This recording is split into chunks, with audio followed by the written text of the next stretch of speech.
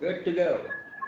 Good afternoon, everyone. I'm Merlin, and I welcome you to this session on JRD and I, a timeless inspiration. It is my pleasure to welcome our guest speaker and former Vice President, Mr. Niroop Mahanty, Mr. Suresh Tripathi, Vice President, HRM, and Captain Ravi Radhakrishnan, Chief of Aviation. It's my pleasure to introduce Mr. Niroop Mahanty. Mr. Niroop Mahanty is a BA Honours from St. Stephen's College, Delhi University, and a Master's in Business from the University of Colorado. Later on, he did a General Management program at CDEP, the Executive Development Wing of INSEAD.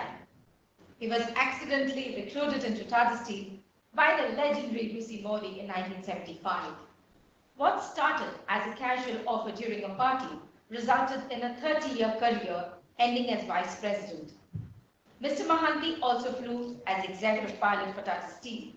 He was a consultant partner for a while to his wife, Niroop Mahanty's company, RM Associates. He is currently on the boards of Steel City Press, Alchemist Aviation, and Harsha Trust. He also operates two trusts, Puri Mahanty Children's Opportunities and Puri Mahanty Children's Education Opportunities in memory of their daughter. Captain Ravi Radhakrishnan graduated from the National Defence Academy and Military Academy and got commissioned into Maratha Light Infantry Regiment of the Indian Army in 1990. He has served in various operational assignments all over India, including the Siachen Glacier and Jammu and Kashmir.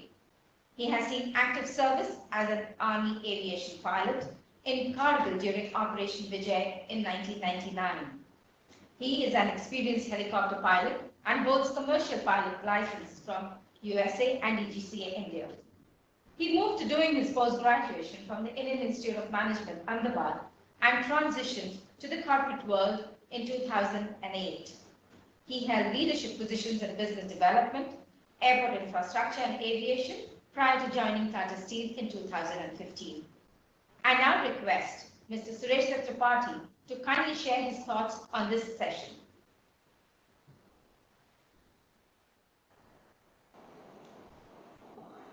Thank you, Marin, and I welcome everyone to this session. Very exciting. I think, at least personally, I'm very excited to be a part of this session.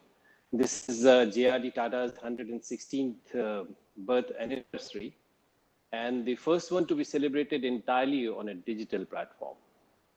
The theme for this year's JRD birth anniversary celebrates various dimensions of JRD Tata being an advocate of self-reliance. A pioneer and every numero uno industrialist, institution builder, and a man manager par excellence. JRD was a nation builder who was and continues to be a source of inspiration to both young and old. JRD is celebrated as an aviator who pioneered Indian aviation and is also referred to as the father of Indian civil aviation. Second child of noted Ratanji Dadabhai RD Tata, one of the founder directors of Tata Sons, and Suzanne Suni Breyer. His mother, who was French, was the first woman in India to drive a car. So some legacy. JRD Tata spent much of his childhood in France, where he developed an interest in flying and an abiding interest in aviation.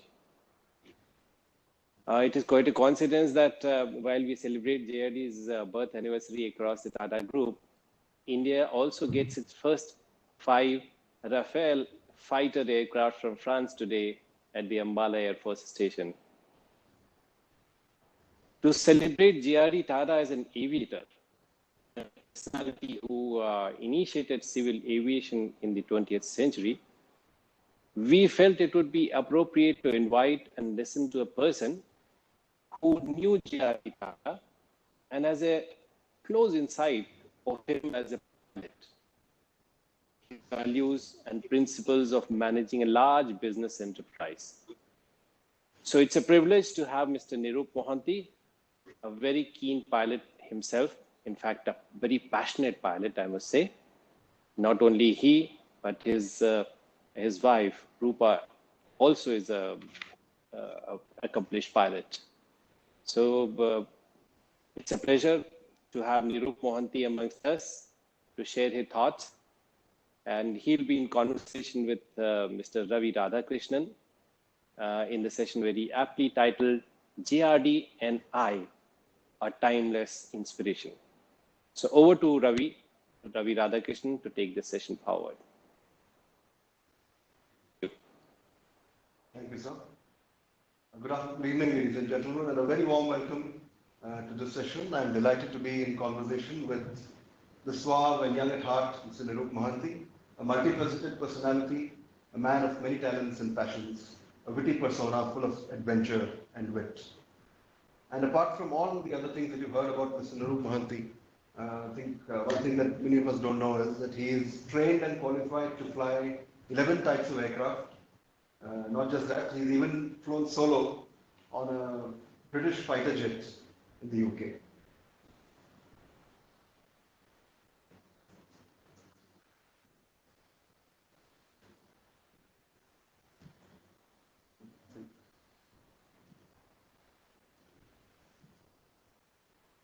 So here is someone who loved being with aeroplanes and being at the airport right from the time he was a little kid.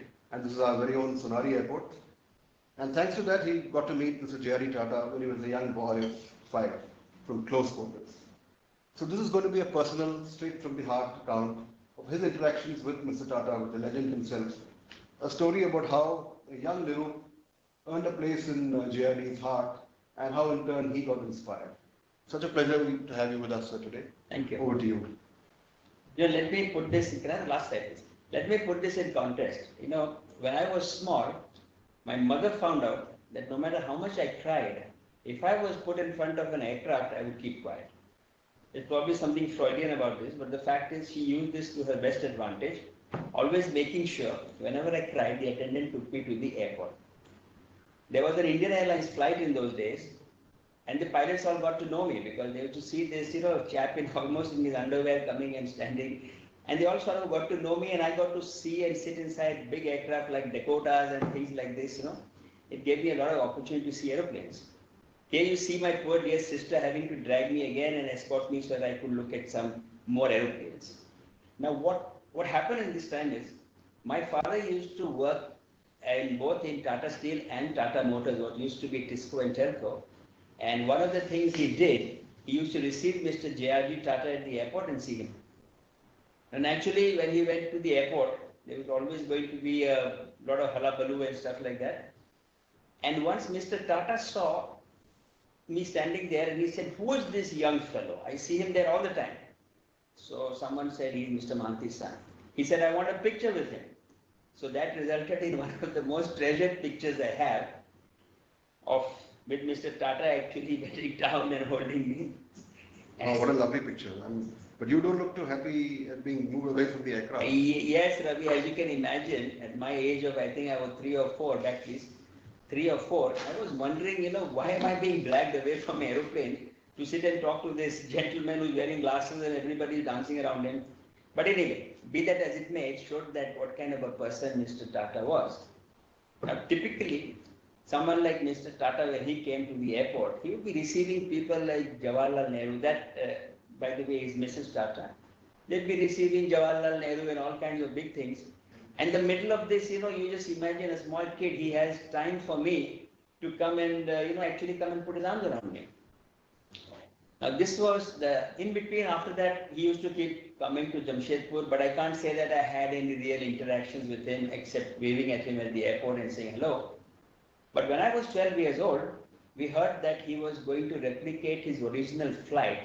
He was going to fly in from Karachi to Ahmedabad and then to Bombay.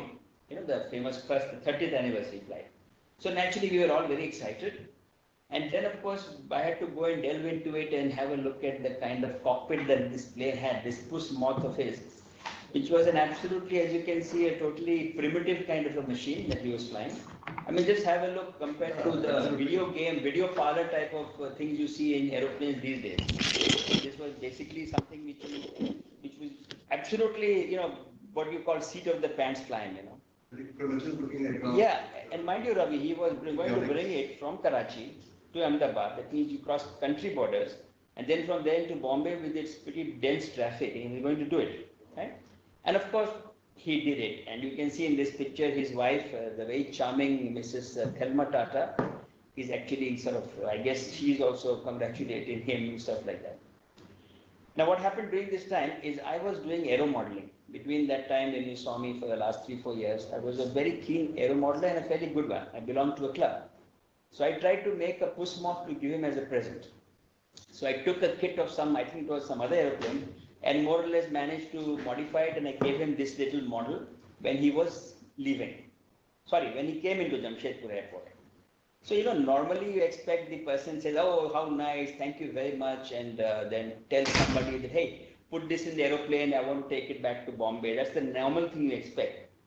In Mr. Tata's case, he called the engineer, this was aviation engineer, and he said, please find a way to dismantle this model, take the wings off, the tail, the landing gear, so it can be taken back to Bombay and reassembled. Now, there was obviously consternation all around, so these engineers who were actually repairing big aircraft were suddenly told to fix a model aeroplane. Now, I don't know till today or ever whether that plane actually went back to Bombay. But just imagine what I felt. And here I've taken a little model aeroplane. And this man, Mr. JRD, by the time at 12, you know who he is. He is telling you that he's going to get the thing dismantled and taken to Bombay. So whether it goes or not, the impact was there. So, by the time I was getting so drawn to this person that it was becoming really incredible. A really neat model for a 12-year-old. Yeah, I did looking back, I did a pretty decent job, The fact that you got to present it to the chairman of the Yes. So what was the culture of flying in Jamshedpur begun to develop? And, unfortunately, Ravi, the flying, there was no real flying in Jamshedpur. The flying was by Tata Steel. That's it. There was nothing else. There was no way that the average person would go and learn to fly. There was nothing available. So what happened was, Mr. Ratan Tata, our last chairman, who was coming into Jamshedpur at that time to do his training, Mr. Tata told him that while you are doing your training, etc., can you try and see if you can start a flying club in Jamshedpur? So one of the things, Mr. Ratan Tata himself, by the way, as you may be aware, is also quite a keen aviator. So he was flying, and he was also flying in those days. And he came and we started something called the Jamshedpur Cooperative Flying Club, which still operates. It's a smallish organization. We had 2 aeroplanes. One aeroplane was given by DGCA, one Tata Steel bought, and somehow we managed. And there was an instructor, etc., etc. The hangar is still there, but hangar is still there. It went defunct. Now, during that time, I obviously took the opportunity of jumping into it and learning to fly.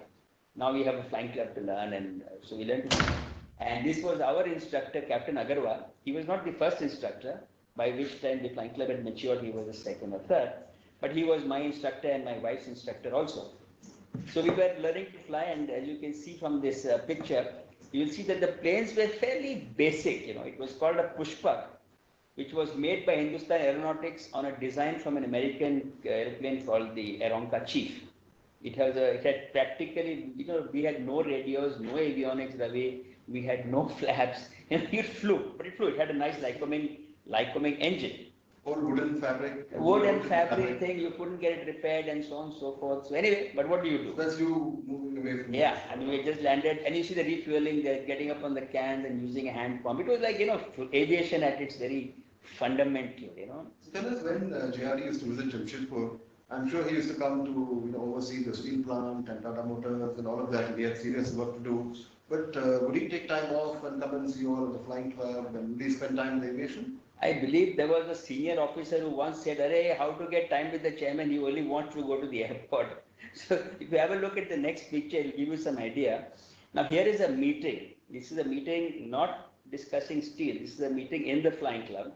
Mr. Tata is sitting there with his glasses on, which he normally didn't wear, very seriously discussing with the instructor, with Mr. Bodanwala, who was, I think at that time, he was the flying club president those days, and a couple of other fellows. The aerodrome officer is standing there, and he's having a serious discussion that how do we make things happen. Now, Tata Steel used to pay the salary of the chief pilot, the instructor, and the engineer, but there were a lot of other expenses.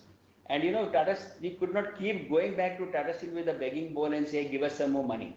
So Mr. Tata actually spent time seriously giving us business principles on how to make this flying club run. Now imagine here is, I keep telling you, here is Ratan Tata, and he is a small little flying club, He's like a little country cousin operation, and he's sitting there having meetings with us, So one of our main things that we used to be very unhappy with is we had this pushback aeroplane, and we kept saying we told Mr. Tata, sir, this is not the way to learn to fly this day, etc., which was fine.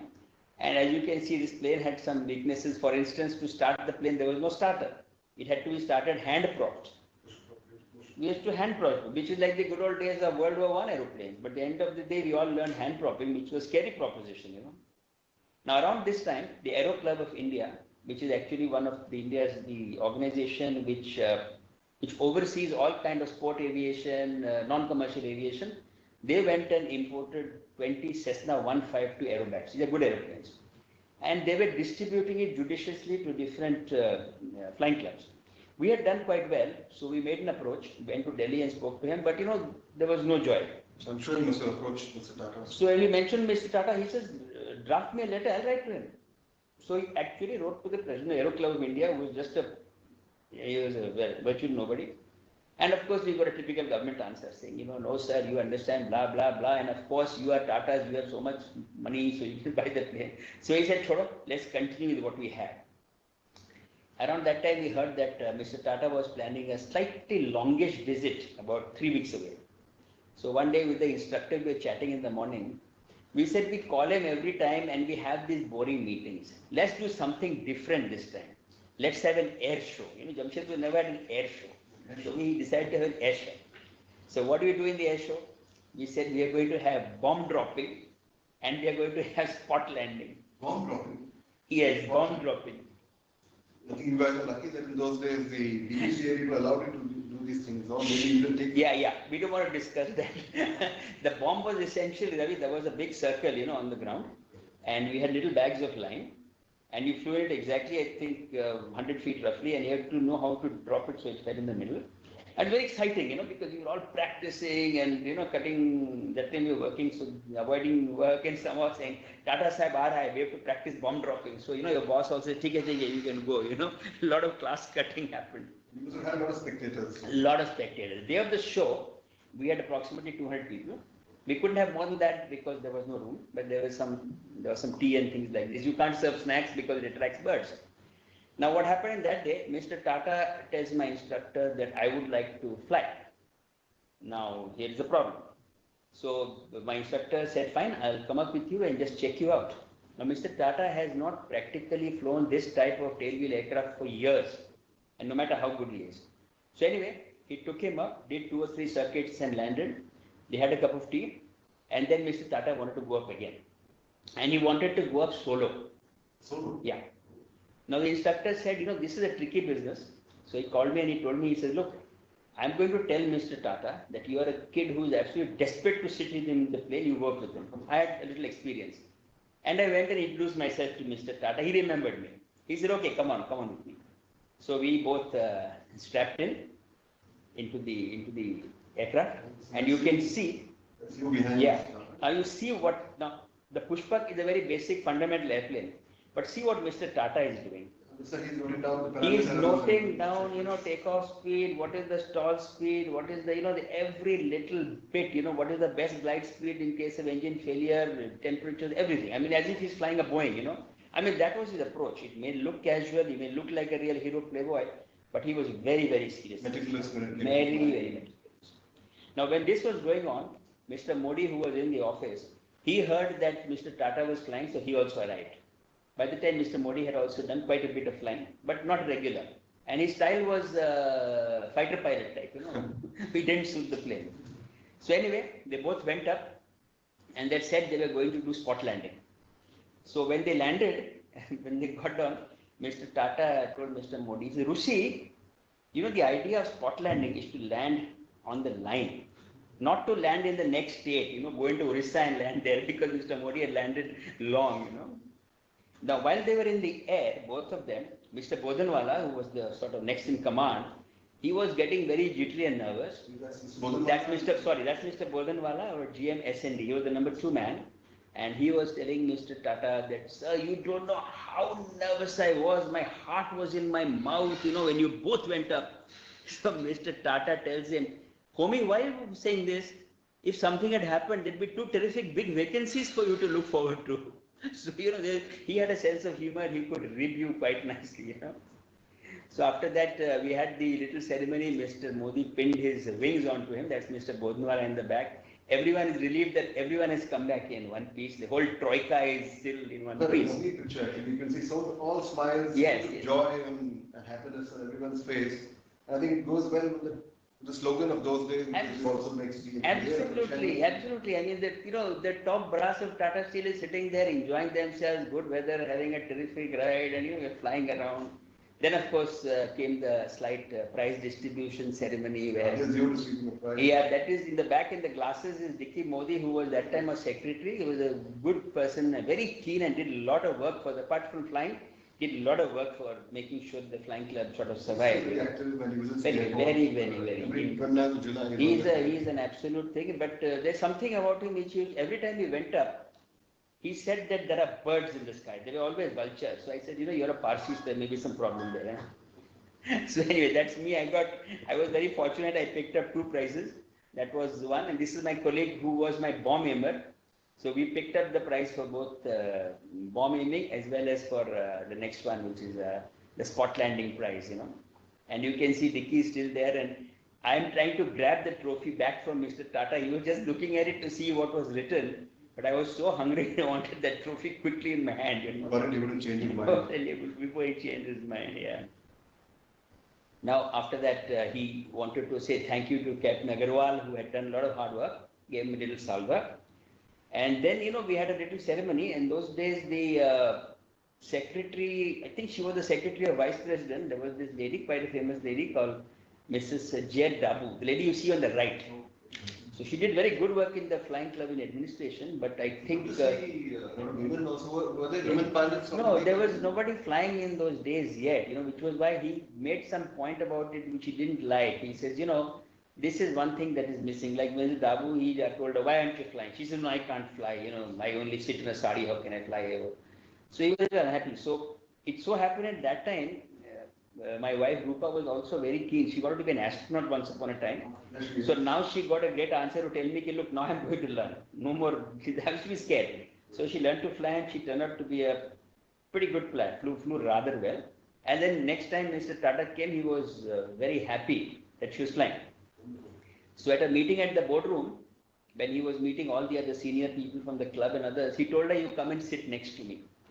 Now you can see from the juxtaposition that she's sitting literally in the edge of the seat. She said, I was sitting on 1 inch because to sit next to JRD Tata, it's not something you do every day. So he said, no, you come sit next to me. And in the next scene you will see, we had to describe and explain certain things to him. He says, no, she will explain it to me. So I must say... I think you were the glamorous young high-flying couple. Glamorous. You can see I am standing in the back a little nervously, wondering, I hope she knows what she's saying. But I must say that she's never had the problem. She's quite easy. She knows what to say. So she was... It's a doting husband. Now, one thing Mr. Tata pointed out this meeting, because we said that, look, it's an expensive proposition, in spite of subsidies and all. So just go back. He said that, why don't you save money? Why don't you try gliding? Which we had never thought of. This is Jamshedpur. So we went into gliding. We got ourselves a Rohini glider. We got one of the best instructors in the country, Sushil Bajpai, who is flying this time, landing here and did a fantastic job with us. But then he wanted to do bigger things. Today he was in Europe playing the international gliding thing. This was a bit of a near accident. The winch broke just as he broke ground. Fortunately, Sushil was there, so he landed it safely. It could have been a bit of a bad news. Then the government... At Sonari. We used a winch. We used a jeep to us. And then somewhere along the line, somebody in the government took pity and gave us a nice little modern glider, after that, which was pretty little hot, but then only it was single seater, so only he flew it. This one. So it gave a little bit of, fillip to us, somebody at least that cares for us, that kind of thing. Again, when everything is there and we are going through that, this again, my wife Rupa flying with that nephew. That time she used to fly quite a lot, so she used to enjoy it, and she flew quite a few different types also. So around that time, again, Mr. Tata has to stir the waters. He said, I want to do the 50th anniversary. I mean, you just imagine, Ravi, he's By then he must be close to 80. close to 80 years old. He wants to fly that same flight, and again says the same thing, I want to fly alone. Now, He retained his currency, he his kept license, his currency, medical. kept his medical, kept his insurance, all that was cool. But he wants to take this plane. Now the plane is also older by 20 years. It's already an old plane. Huh? So it's an old aeroplane. And he's going to take it all the way from this place, Karachi to Ahmedabad, and then Ahmedabad to Bombay. This time we told him that you cannot ditch your pilot in Karachi, in Ahmedabad. And he said, okay, in one condition, he sits in the back, and only thing he will do is he is not going to do anything except use the radio. Because communication systems are now different, FIRs are different, everything is different, so I might find it difficult. He was a qualified pilot who was told not to behave like a pilot. He was told to sit on his hands, literally. Now what happens is he does this flight nicely, no problem. Tata Steel had given the Bonanza also to Captain Capshaw, who was your job he had, to escort them in the Bonanza from a respectful distance, because it is much faster also. Just keep an eye in case he has any problem. So after he landed in Karachi, he tells his co-pilot, in Ahmedabad, he tells his co-pilot, okay, you please arrange a flight for him to go to Bombay, because the last part to Bombay, I want to do solo. Solo from India. Yeah, and he says, there are hundreds of people waiting there for me. There is camera, there is press, there is Air India. You think I want to get out like a kid out of a cockpit with an instructor walking out behind me? No way. So anyway, what do? You can't argue. So he flew in, and as you know, Bombay traffic is quite jabardast with jets and all, but I must say everyone cooperated. Air traffic control gave us a blank spot like a VIP was coming in, which he was of course. And again, he did his flight perfectly safely. You can see he's waving. This was about coming into land, and he managed to land it very safely again without any problem in Bombay. So he was perfectly okay. As you can see again here, he does all his homework very, very carefully, and this is the same aeroplane, but you can see a few more instruments have been added to make it a little more modern, but still it's not an easy aeroplane to fly at that age at all. So there was a lot of excitement in India, as you can imagine. I mean, Amul came out with this beautiful series of ads, if I remember. The Magnificent Man is Flying Machine, and Upro Superman. Amul, of course, is always very fast. So it made us feel very pumped up, all said and done. I mean, may have been Air India chairman, may have been this, may have been that, but the fact is he was chairman of Tata Group, and he was chairman of Tata Steel, and Tata, which is what concerned us, for us disco guys. So it was a great feeling to have a person like that do that. So after he did that, he came in, again he came into Jamshedpur, and we wanted to felicitate him, again in the boardroom. So we had made a gift for him, a souvenir. From GCFC. Yeah, from a lot of thought. It was a beautiful piece of mahogany, about 10-12 inches square, thick. On top of that, there was sheet metal on which was engraved beautifully the entire route. Karachi, Ahmedabad, Bombay, with the borders of Pakistan, rivers, etc., etc. And on top of that, there was a small little metal plane. I thought it was a work of art, So he saw it and his hand loved it. Then he says, the only thing I have to say is, if my plane weighed half as much as this, I'd still be sitting in Karachi airport. I'd never be able to take off. He had this very instant sort of a kind of a weight, but he was very happy. And that time he took his picture out, said, anybody who came to the flying club, he went to the club next day. Anyone who wanted to stand there, this Tata Steel photographer was there, took a picture, you stood next to the plane, took those in the evening from us, we put little stickers, next day they all came back, signed individually. Can you imagine, maybe over 15 people individually with that famous greenish blue ink of his, I mean, those are treasured by people, those who have got it. Some idiots, some people probably have lost them, they must be regretting it, because those are really, real keepsake. So did you all, the JCFC team, go about trying to reduce the all-up weight of the gift? Yeah, we did in fact. After he said that, we took it back to the carpenter, and he hollowed the inside out completely. Once he hollowed it out, and then we did something and it was sent to Bombay, and someone told me it was actually kept in Bombay House. Whether it was or not, I don't know. We were told it is somewhere in Bombay House. So that was something which we did. And then, of course, to continue my little journey, as I told you before, he had this this thing about my wife and kid. And once there was this, I think it was Founders Day or some function, he was sitting in the front row, and actually my wife and daughter were a little behind. He called them, he said, Rupa, come and sit next to me. Now, these are things that we always remember, that the man remembers your name. Then he says, come sit next to me. And obviously, this is one of our favorite pictures over all these years, and something which was very, very special. And then, of course, the philately department came out with a lot of stamps, which became collector's items in due course, stuff like that. But this was, sadly, Ravi, and then, of course, sorry, what am I saying? He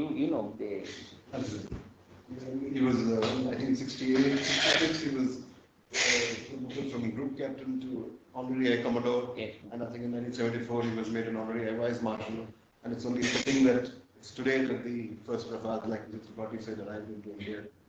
And then, of course, the nation's highest civilian honor. That was about one of the few Bharat Ratnas which were totally non-controversial. If you remember, Bharat Ratnas usually create a lot of, somebody wants a cricket player, somebody wants a sitar player, no one ever says anything about it. So around this time, as the time came, and one fine day, Mr. Tata passed away, and it so happened there also, my connect with him didn't end. It so happened the day before he passed away, I was landing in Paris. He passed away in Geneva, right? He passed away in Geneva, but he was to be buried in the Père Lachaise cemetery in Paris, which is the family, Tata family have their own, like a crypt sort of thing. So you happened to be in Paris at the time? The day before that, we were flying in from Amsterdam for a course in CEDEP, this management executive course. So the day before we had landed, my colleague and I, and we heard in Amsterdam airport that Mr. Tata had passed away. So people in Amsterdam airport had heard. They may not have understood, but they heard.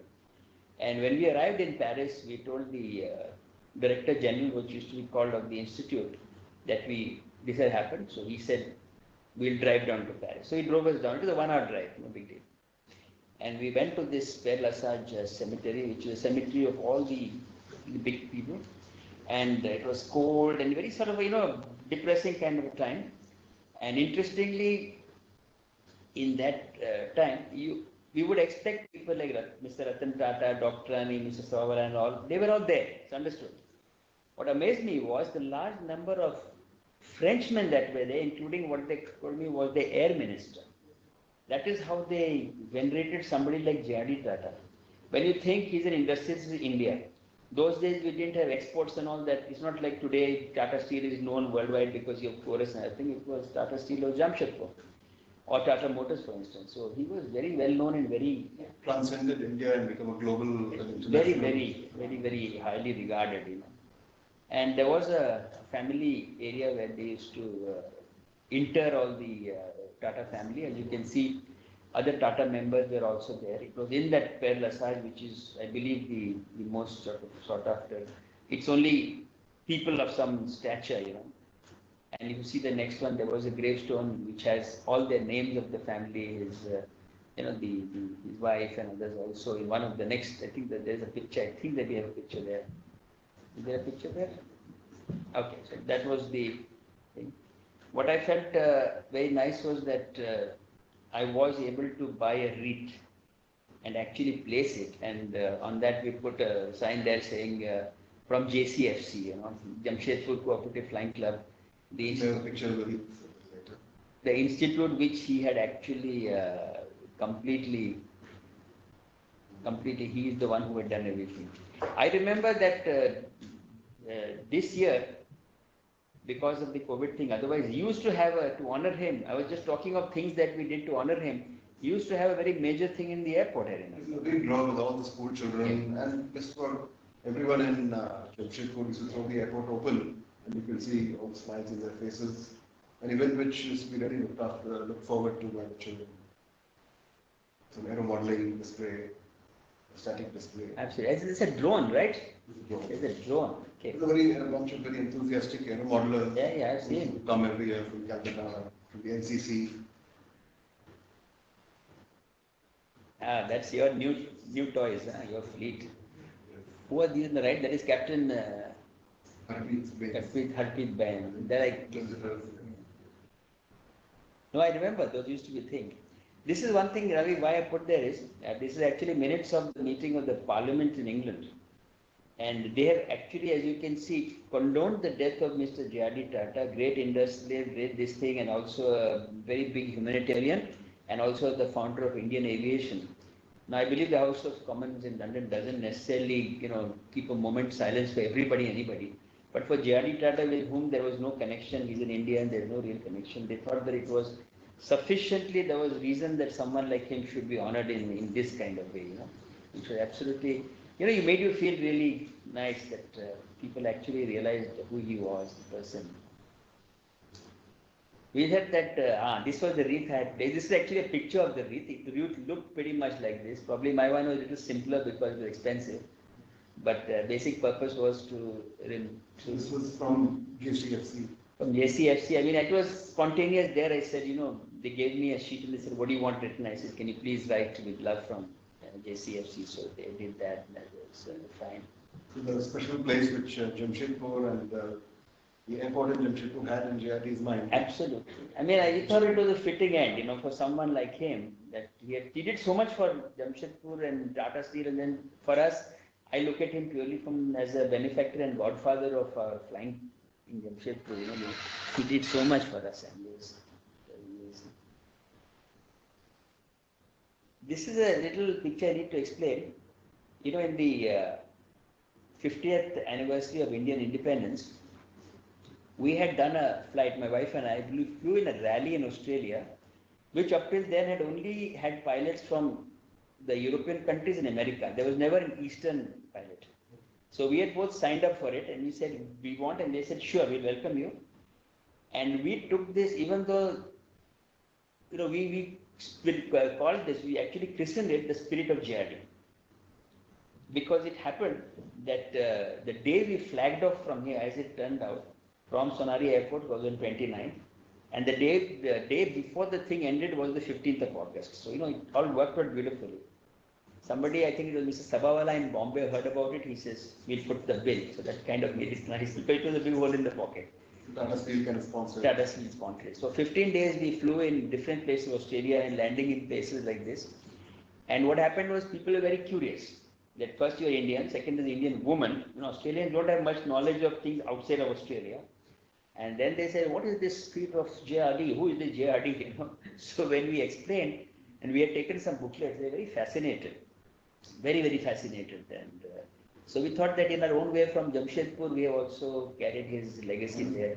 Even if 2 people or 5 people remember that there's somebody here there was somebody called JRD Tata, and his name, some people actually flew here, I think it would have been worth it. We thought it would be something which was wonderful, and what a lovely way to pay tribute to JRD, I'm sure. Yeah, I mean, there'll never be another JRD Tata, There will be many others, but they can't be many. And I will always remember him as a kid. And of course, as Amul says, goodbye or till we meet again or whatever it is, Amul always has the last word. So that pretty much tells you what was my relationship.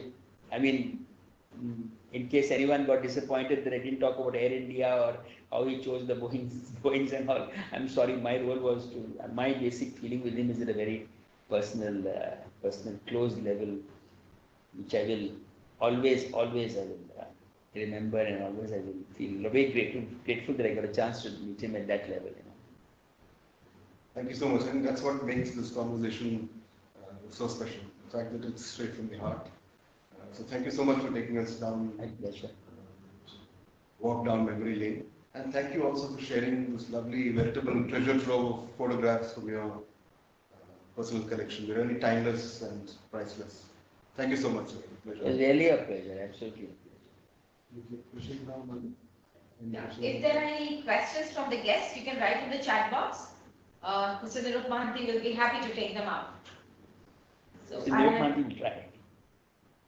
I have already written in the chat box. We are ready to take in some questions.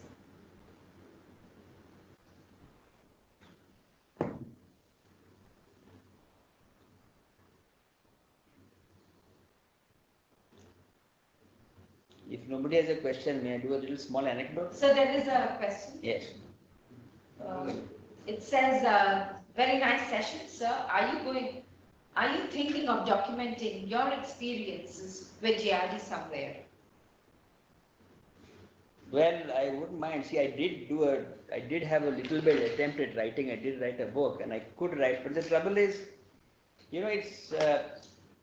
it's very difficult for me. Most of it are basically feelings. The incidents are, if you look at it carefully, are really few and far between. It comes to the airport, we meet. But to put your feelings together, I don't know if I would have the ability. If you are one of the writers, come and talk to me. We'll work something together. Thank so you. The next question is, what is next for Mr. Mahanty? The first thing is to survive COVID-19 and then we'll see. See, right now I did a lot of other things. I had a chance to do skydiving. I'm an advanced advanced scuba diver. I've had a lot of opportunities, nothing else, just pure case of opportunity. I fought the elections. So I more or less ticked off my bucket list. So now it's basically philanthropy, relax, do some good work and, spend time with friends. I'm 70 years old now, so it's time to... Do you still continue to fly? Yes, I fly, but there are some regulations about my flying now. There is an age regulation. So what I can do is I can go with an instructor or some other pilot who sits with me, but I can do the flying. I feel a bit like JRD Tata, that I'm sitting and flying, but there's somebody else has to be with me. Very similar.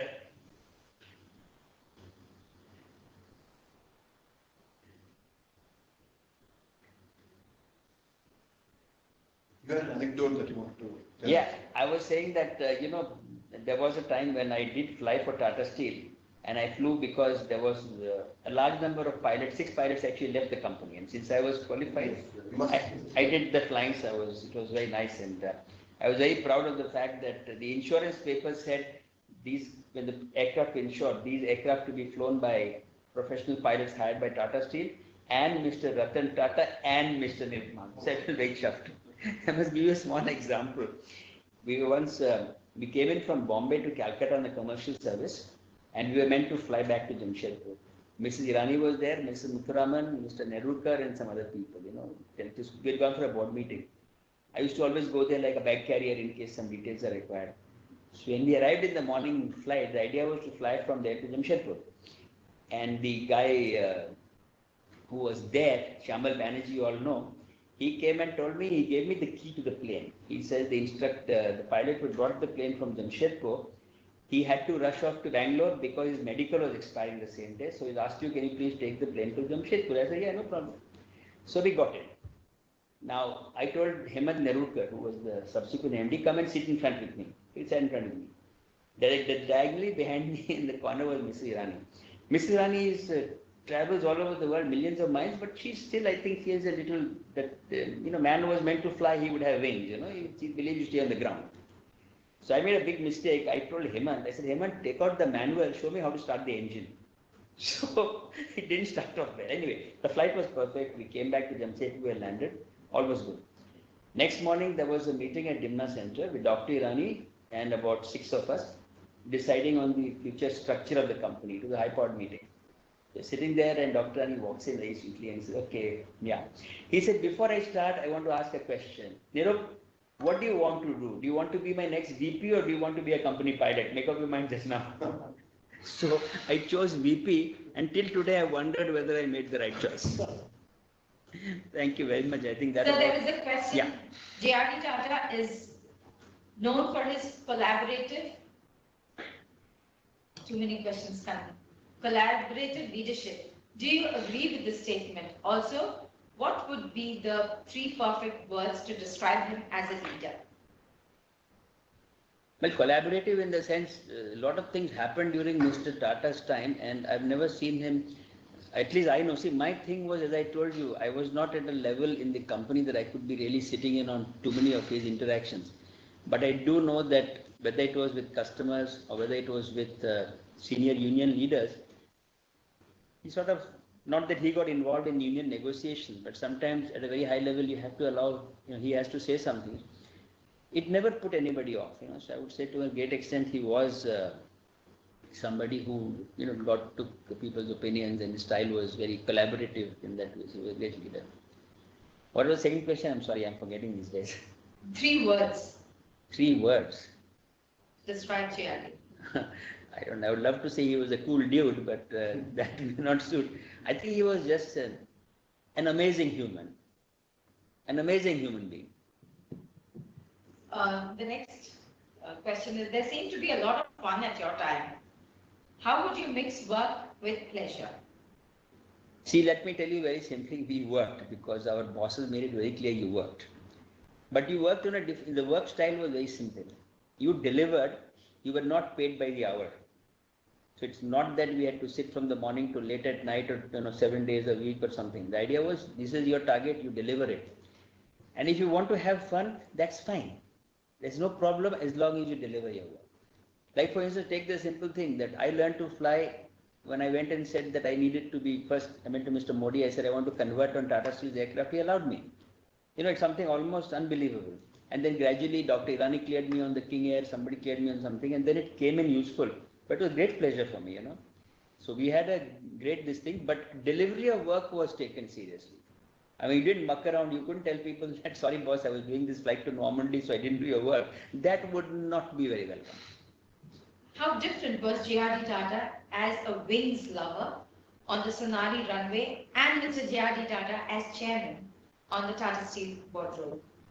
See, I've never seen him in the Tata Steel boardroom, so I don't know. But by and large, from what I've seen, anything that needed to get done got done thanks to this thing, whether it's in the boardroom or whether he was negotiating with some other large company. I mean, many people before this have spoken. This morning, Mr. Dungaji had a thing where he explained a lot about how he handled people, etc.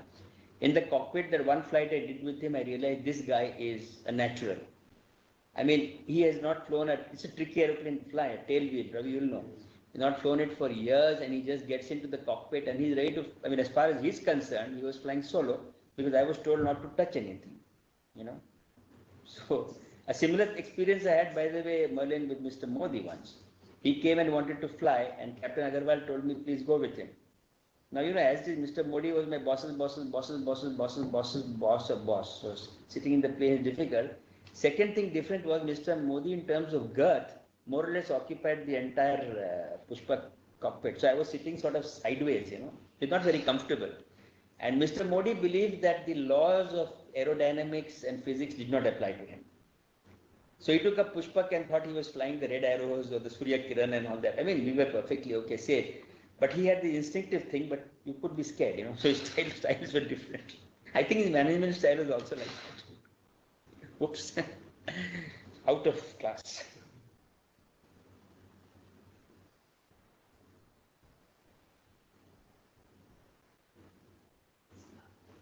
As we come to the end of this session, I will now request Amrita Ganguly to kindly propose the word of thanks. Good evening to everybody. I would like to thank Mr. Niroop Mahanty for the absolutely amazing and inspiring session. Mr. Suresh Tripathi for initiating the session and the introduction. Yeah. Yes, sir. And Kavi Radhakrishnan, sir, thank you so much for navigating the conversation so seamlessly, and my team from Corporate Communication for organizing this event. And last but not the least, a vote of thanks for the IT team that helped us and this fantastic audience that's been so engaged throughout the session. So thank you everyone for joining. Have a splendid evening. Thank you. Thank you very much. Good night. Thank you. So.